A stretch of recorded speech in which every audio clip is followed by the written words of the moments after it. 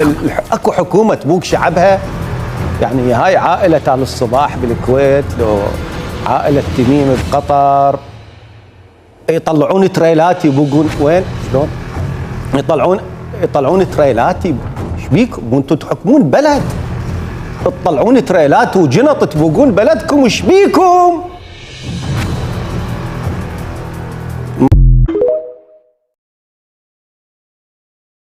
أي حاكم عراقي مو بس اليوم، عبر التاريخ لما يجوع في زمن عراقي في ظل كل هذه الخيرات ليس برجل، لأنه كل هذا الخير ويجوعون العراقيين وتقولون نحن حكام تحكمون. الله يساعد الشعوب اللي ما لاقيه تاكل وما عندها خيرات. روحوا شوفوها، شنو اللي ما عندكم؟ نفط ما عندكم، فوسفات ما عندكم، كبريت ما عندكم، يورانيوم ما عندكم، سيليكون ما عندكم، زجاج ما عندكم. شنو اللي ما عندكم؟ موقع ما عندكم، نهران ما عندكم، قياعين ما عندكم، جبال ما عندكم، اراضي سهليه ما، كل شيء عندكم، بس غيره ما عندكم، شرف ما عندكم. هسه هذا الرجل اللي يحكم، لا اريد اقول انا اعرفه ولا اريد اقول باسم الصداقه، والله خوش محمد السوداني، خوش ادمي، لكن قل لي اللي بظهر محمد السوداني، اللي يجرون بمحمد السوداني منا ويردون يجيبونه منا ويحطون يدفعون اللي قدام، هاي مشكلتنا، هاي مشكلتنا بالدوله. ولا انا يحكم العراق او تطلع شهيد تقول اريد استر على بنياتي، غير احفر لي قبر وطم روحي، غير اجي للمحافظه شقه بالنص، هيك هاي انزله من حلقه واشق حلقه، اشق حلقه وادوس على. شلون يجوع؟ ليش يجوع؟ ليش يجوع؟ من شنو يجوع؟ وين فلوس المحافظه؟ وين فلوس الشهداء؟ وين فلوس الارامل؟ وين فلوس الايتام؟ وين فلوس التخصيصات؟ وين فلوس الاعمار؟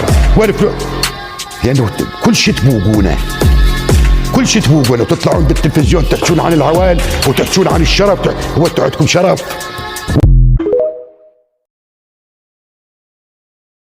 لما هسه الدولار هي فرحتنا به. والله البنك الدولي، انا على ابو البنك الدولي، انا فقير، انا لذاك اللي اريد اعيش. العالم قامت تطلع اعراضها بالشارع، ولدنا الان جاي تلقط خواطي، المافيات جاي تاجر الان، والاطفال تاجرها بالشوارع وبالتقاطعات، وانتم جاي تشوفون انسان فقير، مره فقيره، مو حلوه، طبعا مشكله.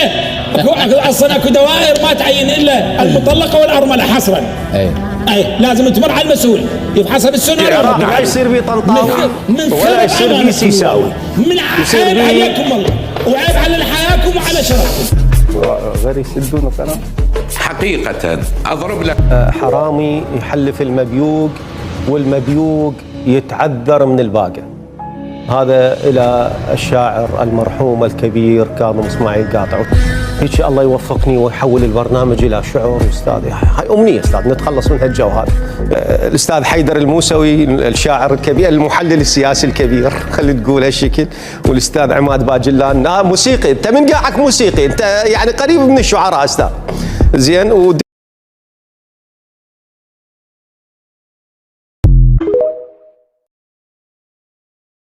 وهسه القلم ما يقدر يطبقه. تفضل استاذ ابو عمر. على كيفك استحي استاذ عدنان. والله يا ريت انت صاير مستفز ومريض. اعطينا